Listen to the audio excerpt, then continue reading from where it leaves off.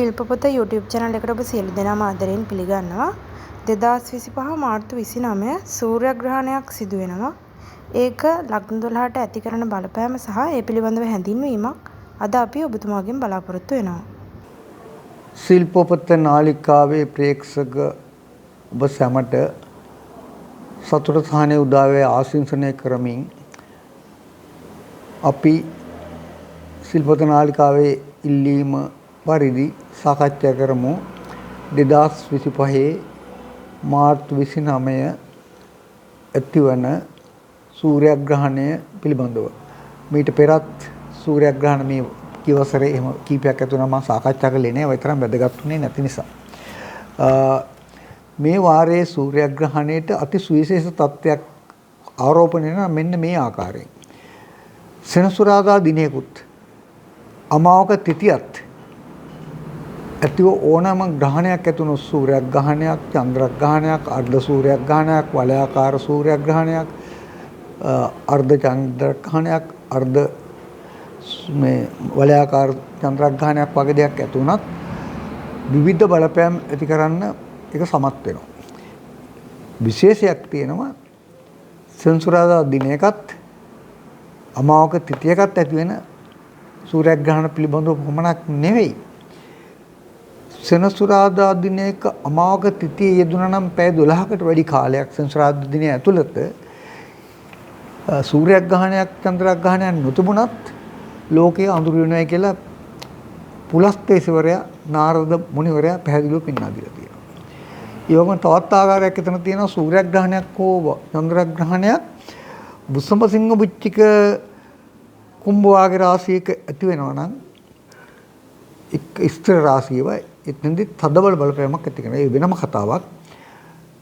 බුසඹ සිංහ බුච්චික කුම්භ කියන ස්ථිර රාශියක සූර්යග්‍රහණයක් ඇති වෙනවා නම් ඒක ප්‍රබල පලාපල තියෙනවා කියලා පුලස්තිතවරයා විශේෂයෙන් ගෙලතනවා. මේ කියන්නේ ස්ථිර රාශි හතරක.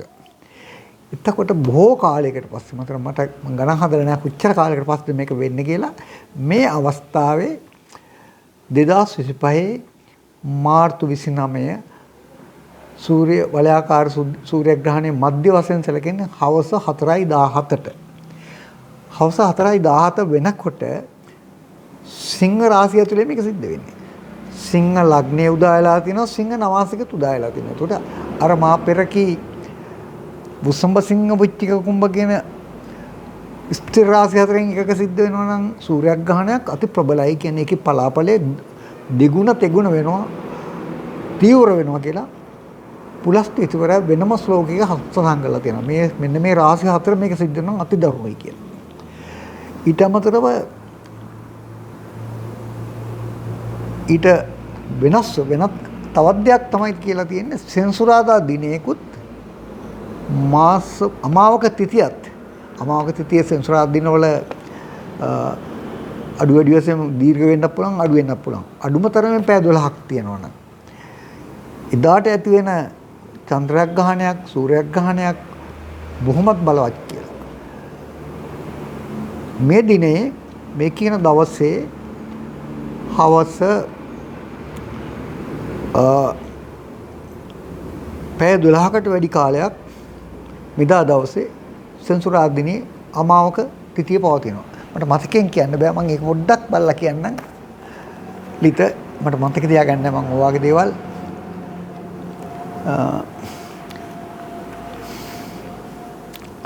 ඔව් 29 සෙනසුරාදා හවස 16:27 දක්වා. ඒ කියන්නේ හවස 4:27 දක්වාම අමාවක තිතිය පවතිනවා.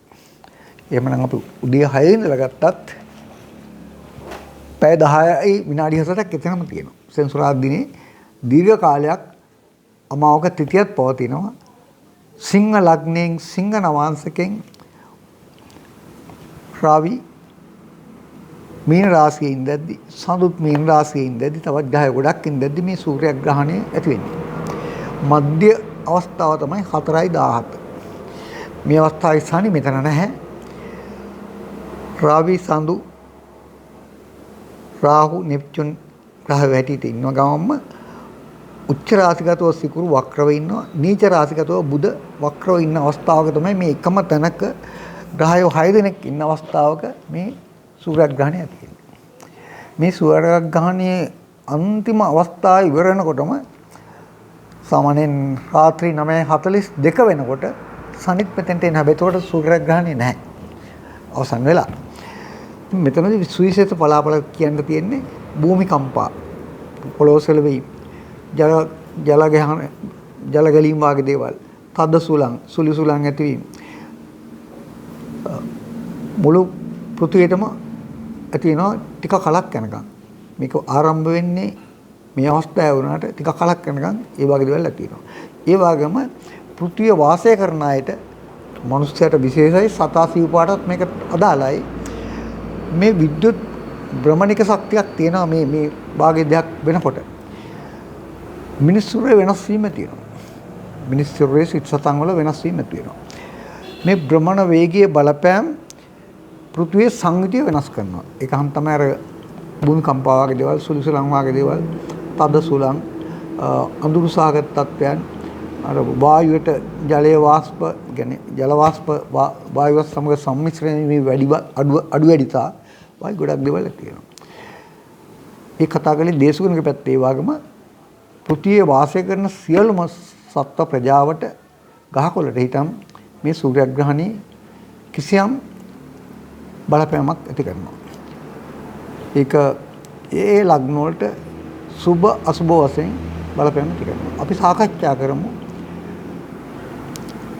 මේ ග්‍රහය සත් ග්‍රහයෝගයක් තියෙන තැන තමයි මේ ග්‍රහණය ඇති වෙන්නේ. තව මොහොතකින් 9:42 වෙනකොට සනිත් ඇතුල් වෙනවා. එතකොට සප්ත ග්‍රහයෝගයක් යෙදෙන අවස්ථාවක තමයි මේක ඇදෙන්නේ. සිංහ ලග්නයේ සිංහ නවාංශකයේ ඉඳලා තියෙන්නේ. තව මොහොතකින් කන්නේ තුලා. තව මොහොතකින් තමයි වෘශ්චික ලග්නයේ යෙදෙනකොට වෘශ්චික ලග්නයේ සිංහ නවාංශකයේ සනිත් ඇතුල් වෙනවා මේ ස්ථානයට. මීන රාශියට. මීන රාශිය මේක සිදු වෙන උභය රාශියක්. උත්තර පොළොව නැකතේ පවතින අවස්ථාව 4 වෙනි පාදයේ පවතින අවස්ථාවක තමයි මේ සූර්යග්‍රහණය සිද්ධ වෙන්නේ. උත්තර පොළොව නැකත චංචල නැකතක්. එතකොට සෙනසුරාදා දවස උත්තර පොළොව නැකත අමාවක තිතිය උභය රාශියක් වන මීන රාශිය ඇතුලේ සිංහ ලග්නයෙන් තමයි ඇතුලේ. අරුම් පුදුම තත්ත්වයක් තියෙන මෙතන නිකන් සාමාන්‍යයෙන් අවිනිශ්චිත කියන්නේ සංකීර්ණ තත්ත්වයක් තියෙන අවස්ථාවක තමයි මේ සූර්යග්‍රහණ සිද්ධ වෙන්නේ. මීන රාශිගත වෙන ඔබේ රාශියකට සනි ඇතුල් වෙන්නේ සිංහ ලග්නයේ උදාව තියෙන අවස්ථාවක. සිංහ ලග්නයේ සිංහ නවාංශකයේ උදාව තියෙන අවස්ථාවක. චංචල නැකතකට ඇතුල් වෙන්නේ උත්තර පොළොව නැකතට. මේක ඇතුලේ තියෙන්නේ උත්තර පොළොව නැකත. අරුම පුදුම වෙනස්කම් වලට හේතු වෙනවා. බොහෝ ලග්න වලට වාසිදායකත් වෙනවා. සමහර ලග්න වලට අවාසිදායක අවස්ථාවක් නැතුව නෙමෙයි. අපි සාකච්ඡා කරමු ඒ ලග්න වලට බලපාන ආකාරය පිළිබඳව. මේෂ ලග්න හිමියගේ පස්සෙන්නාධිපති රවි තමයි මේ 8 වෙන්නේ මේ ග්‍රහණයට බඳුන් වෙන්නේ.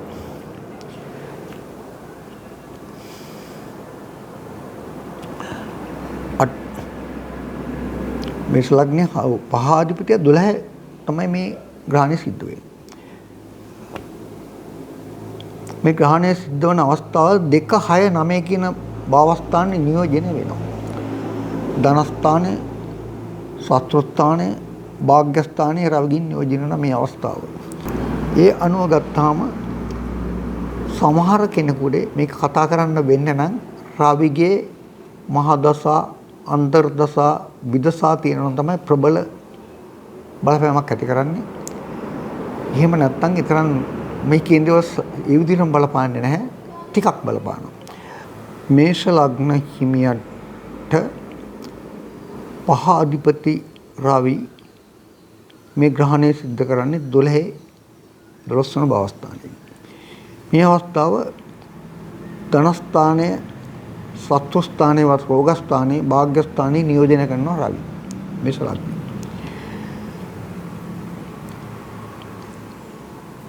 එතෙන්දී බොහෝ මේස ලග්න හිමියන්ගේ ධනයට කිසියම් චංචල බවක් ඇති වෙන්නට පුළුවන්. ඒකේ වාසියක් තියෙනවා. ධනයට චංචල බවක් ඇතිීමේ වාසියක් තියෙන මේ ආකාරයෙන්ුයි මේ ග්‍රහණයෙන් පෙන්වන්නේ මේ වගේ තත්ත්වයක්. සතුරු බලවේග අවම කර ගැනීමට එහෙම නැත්නම් රෝග තත්ත්වයන් විපසමනය කරන රෝග තත්ත්වයන්ගෙන් අත් මිදීමට වියදමක් දරන්න වෙන්න පුළුවන්. එහෙම නැත්නම් වාග්යක් උදා කරගන්න. යම්කිසි වාසනාවක් පාදා ගන්න මින් අදහස් කරන්නේ මේ ස්විප් ගන්න කියන එක නෙමෙයි. තමන්ගේ ජීවිතේ කිසියම් පැතිකඩක් අපි ගමන උදාහරණයකට ගත්තොත් නිවසක් ගොඩනගා ගන්න වගේ දෙයකට මුදල් වියදම් කරන්න සිද්ධ වෙන්න පුළුවන්. කොහොම වුණත් කිසියම් මුදලක් වියදම් වෙලා එක්ක නිරෝගීකම එහෙම නැත්නම් සතුරු බලවේග අවම කර ගැනීම එහෙමත් නැත්නම් කිසියම් වාසනාවක් පාදා ගැනීම රැකියාවක් උගත්කමක් ලබා ගැනීම වගේ දේවල් වෙන්න පුළුවන්. ඒ වගේ දෙයකට මුදල් වියදම් වෙනවා. ඒතකොට මුදලක් වියදම් වෙන ගතියක් පෙන්වන්න කරන අයින් වාසුදායක තත්ත්වයක් තමයි කියන්න තියෙන්නේ. මේ සූර්යග්‍රහණයක් යෙදෙන්නේ බොහෝ විටම අමාවක 15ක 8වක දවස්වලටමයි. එහෙම නැතු යෙදෙන්න විදිහක් නැහැ. විද්‍යාත්මක සාධකයක් ඒක. මේ අමාවක දවස් මේ යෙදීමට ඕවාගේ තත්ත්වයක් තමයි තියෙන්නේ. ධනේ චංචල වීමක් තියෙනවා. වාසි දෙකක් තියෙනවා. එක්ක රෝග නිරෝධ කර ගැනීමක් එහෙම නැත්නම් සතුරු බලවේගයෙන් ඉවත් වීමක්. සතුරු බලවේග වලින් මිදීමක්. ඒ කියන්නේ නඩු හවාගේ දේවල් වුණොත් ජයග්‍රහණ ලැබීමක් වෙන්න පුළුවන්. කිසියම් වාසනාවක් උදා කරගන්න යදන් කිරීමක්. උදාහරණයට වාහනයක් ගන්නවා වෙන්න පුළුවන්. නිවසක් හදන්න පටන් ගන්නවා වෙන්න පුළුවන්. ඒ වගේ දෙයකට කරුණු යෙදෙනවා ඉදිරි කාලේ. අපි ඊළඟට බලමු බුස්සම ලග්නයේට මේ සූර්යග්‍රහණය බලපාන ආකාරය. 4 වෙන්නාධිපති රවිගෙන් ඉන්නේ මේ වෙලාවේ 11 වෙනි. රවි 11ට විස්ථා බල ස්ථාන බල කියනවා කියලා කියනවානේ. හොඳයිනේ. බුස්සම ලග්නේ ලග්නයේට පුණ්‍යස්ථාන පූර්ව පුණ්‍යස්ථානට භාගම මාර්ගස්ථානට බලපෑමති කරනවා මේ ග්‍රහ මේක. සමා වෙන්නට ඕන දෙපැත්තකටම තමයි කියන්න වෙන්නේ. බුසම ලග්නේ හිමු සමහර කෙනෙකුට ආයු බල වැඩි වෙනවා. රවි මහසා රවි අන්තරසා රවිගේ විදසා ගත කරන අයට මාර්ග විපත් වලින් වළකින්න හේතුවක් වෙනවා. දැනුම අවබෝධය ඇති කරගන්න හොඳ ඉගෙනුමට හොඳ අවස්ථාවක්. දරුඵල නැති අයට දරුඵල ලබන්න පුළුවන් අවස්ථාවක් වෙනවා. මම මෙතෙන් නැවතත් යනවා මේකෙදි මේ සූර්යග්‍රහණයක හෝ චන්ද්‍රග්‍රහණයකදී ඇතිවන විශේෂත්වයක් තමයි විද්‍යුත් චුම්බක පෘථිවිය කරා අවශෝෂණය වෙනවා. ඒ පුජ්‍යල సంతානයට පුජ්‍යල ශරීර වලට පුරා ගැනීමේ ගතියක් තමයි තියෙන්නේ. මනස විසංකාරහ සංකාර කරනවා. ඒතර බුසම ලක්ෂණයට සැලකිය යුතු තරම් හොඳයි. නායකත්ව ලක්ෂණ ඇති වෙනවා. පෙරපින මතුවෙන්න පුළුවන්. දරු සම්පත් ලබන්න පුළුවන්. ආයු බල කියන අසනීපකාරයෝග්‍ය ගොඩනැගීමක් වාගේ දෙයක්. නැවත හොඳින් නැගිටීමක් බලාපොරොත්තු වෙන්න පුළුවන්. මේ தත්ත්වය තමයි පෙන්වන්නේ කුසම ලග්නයේට. මේක විපරීත වෙන අවස්ථාවල් තියෙනවා. රවිගේ උප්පත්ති ග්‍රහ කේන්දරයේ හිටපු தත්ත්වය අනුව ඒකට සාකච්ඡා කරන්න බෑ අපට. ලග්නයේ පමණක් අනුගමනය මේ ලග්නයේ පමණක් උපයෝග කරගෙන කතා කරනකොට මේ ගුණ ටික තමයි කියන්න පුළුවන්. මිථුන ලග්නයේදී තුන්වෙනි අධිපති රවි මේ ග්‍රහණය යොදන්නේ 10යි. රැකියා දියුණුව. රැකියා අහිමිය. රැකියා අහිමියටත් හේතුවක්. කෙනෙකුගේ රැකියාව දියුණු වෙන්න පුළුවන් රවි බලවත්ව හිටපු තත්ත්වයේ අනුව. එහෙම නැත්නම් රැකියාවට බාධාක් වෙනවා. මේක කියන්න වෙන්නේ ලග්නයට සාපේක්ෂව කියනකොට මේ ආකාරයටයි. එහෙම වුණත් රැකියාව ගැන ඒ විදිහට කතා කළත් කෙනෙකුගේ උසස් වීමක් වෙන්න පුළුවන්, කෙනෙකුට රැකියාව අහිමියක් වෙන්න පුළුවන්. එහෙම වුණත් ස්ථාන කරදර තියෙනවා නිරෝධ කරගන්න පුළුවන් හැමෝටම. ස්ථාන කරදර තිබුණා නම් ඒවා නිරෝධ කරගන්න පුළුවන්.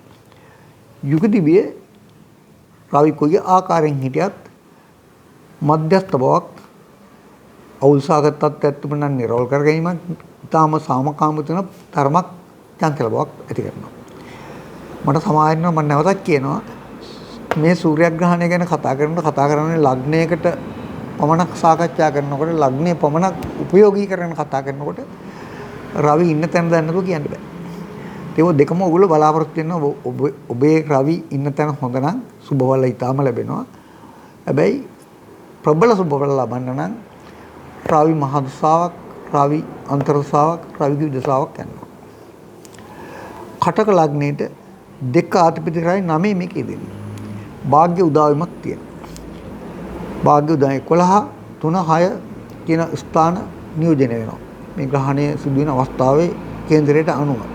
ඒකට ලැබීමට හොඳයි, නායකත්වයට හොඳයි, නිරෝගීෙන්න හොඳයි. කටක ලග්නෙට විශේෂ සුපල් ටිකක් තියෙනවා. ලග්නය කටක වෙලා රවි මොන තත්ත්වෙන් හිටියත් තුලා රාශියේ නීචව හිටියත් ගුණයක්මයි දෙන්නේ. එහෙම අවස්ථාවක් තියෙනවා. කටකේට ධනෙට හොඳයි, නායකත්ව ලක්ෂණ හොඳයි, නිරෝගී සුවය ලැබීමට හොඳයි. සතුරු බලවේග අවම කරගෙන හොඳ අවස්ථාවක් උදා වෙනවා. කටක ලග්න හිමියගේ කම්පන ශක්තිය ටිකක් වැඩි වෙනවා. ඒ කියන්නේ මොකද්ද හොඳ ජවයක් ඇති වෙනවා මේ හේතුව නිසා. මේක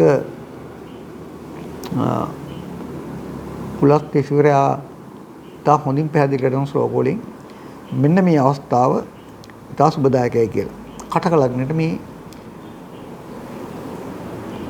ග්‍රහණය සුබල දෙනවා. එතෙන්දී රවිගේ තම්පත් රාශිය බලපන්නේ නැහැ. සිංහයේදී ලග්නාධිපති මේ යෝගයේ දෙන්නේ 7. ලග්නාධිපති රවි ග්‍රහණයට සම්බන්ධ වෙන සමාන 8 වෙනි භාගයේදී. භාවස්ථානයේ 8. 10 වෙනියි 2 වෙනියි 5 වෙනියි නියෝජනය වෙනවා. දුරස්ත විදේශ රැකියාව වගේ දේවල් වලට තමන් නොහිතපු දෙකකින් උසස් තත්ත්වයටපත් වීමට අවස්ථාවක් උදා වෙනවා. සිංහ ලග්නයටත් ලග්නාධිපති නිසා රවි කේන්ද්‍රීය තම්පත් රාශිය මොකක් වුණත් බලයක් දෙනවා. ධනයට හොඳයි. ඉගෙනුමට හොඳයි. ආදායම් කියන වෘත්තීය කටයුතු, රැකියා කටයුතු වලට, ව්‍යාපාර කටයුතු හොඳ අවස්ථාවක් උදා කරනවා. කන්‍යා ලග්නයේට 12 අධිපති රවිගේ මේ ග්‍රහණය යෙදෙන්නේ 6 වෙනි භාවස්ථානයේ. 7 වෙනි 11 වෙනි දෙවන්න නියෝජනය වෙනවා මේ අවස්ථාවට. කන්‍යා ලග්න හිමි අයට හවුල් කටයුතු වලින් කරදර තිබුණා නම් ඒවා නිදහස් වෙනවා. යුග දිවියේ අවුල් සාගත තත්ත්වයන් ගැටලු තිබුණා නම් එයින් මගහරව ගන්න පුළුවන් වෙනවා. ටිකක් ජව සම්පන්න පුද්ගලෙක් නිර්මාණය වෙනවා. මම මෙතෙන් ආයත් වෙනවා භූ කම්පන ශක්තියක් මෙතෙන් උපාදනය වෙනවා. ඒක පුද්ගලයාගේ මනසට ග්‍රහණය වෙනවා. එතකොට කන්‍යා ලග්නයේට තරමක් ආවේගශීලී නෙමෙයි ආත්මාභිමානී බවක් ආරෝපණය වෙනවා. ගේදොර ඉඩකඩම් දියුණු කරගැනීමේ ඕනෑකමක් ඇති වෙනවට අවස්ථාවක් උදා වෙනවා. ඉදිරි කාලයේදී තුලා ලග්නයේට 11 අධිපති බාධක රවි ගෙන් මේ ග්‍රහණය යෙදෙන්නේ 6 වෙනි ස්ථානයේ. මෙතනදී තුලා ලග්නයට විශේෂ ගුණ දෙකක් තියෙනවා. තුලා ලග්නයට විශේෂ ගුණ දෙකක් දෙනවා. තුලා ලග්නයටත් රවි උපත්ති කේන්ද්‍රයේ කොතනද හිටියේ කියන එක වැදගත් වෙන්නේ නැහැ. යෙදෙන්නේ 6 වෙනිනේ තමයි මේ ග්‍රහණය. නියෝජනය වෙනවා 7 වෙනි 10 වෙනි දෙවැන්න. ධනයට හොඳයි, රැකියා දියුණුවට හොඳයි, හවුල් ව්‍යාපාර වලට හොඳයි, යුග දිවියට හොඳයි. අවුල් සාගතව තිබුණ නිරවුල් වෙනවා. හොඳයි තුලා ලග්නෙට හොඳයි. මොකද බාධක ග්‍රහයකින් මේ ග්‍රහණී යෙදෙනකොට පොඩි බාධක ග්‍රහයගේ බලයේ අඩුවක් තියෙනවා. ඒ අඩුව වාසියක් විදිහට ගන්න පුළුවන් තුලා ලග්නයට. වෘශ්චික ලග්නයට 10 අධිපති රවි 4 මේ යෝගය ග්‍රහණය උදා කරන්නේ. 4 පපුව මව නියෝජනය කරන තැන. පොඩි ගැස්මක් වගේ දෙයක් ඇති වෙනවා. මේක අදහස් වෙන මොකද්ද? පෞරුෂයට පොඩ්ඩක් චංචල බවක් ඇති කරනවා. වෘශ්චික ලග්න හිමි ඔබට නියෝජනය වෙන 7 වෙනි 10 වෙනි 2 වෙනි. වෘශ්චික ලග්න. යුග දිවි අවුල් ඇති කරන්න පුළුවන්.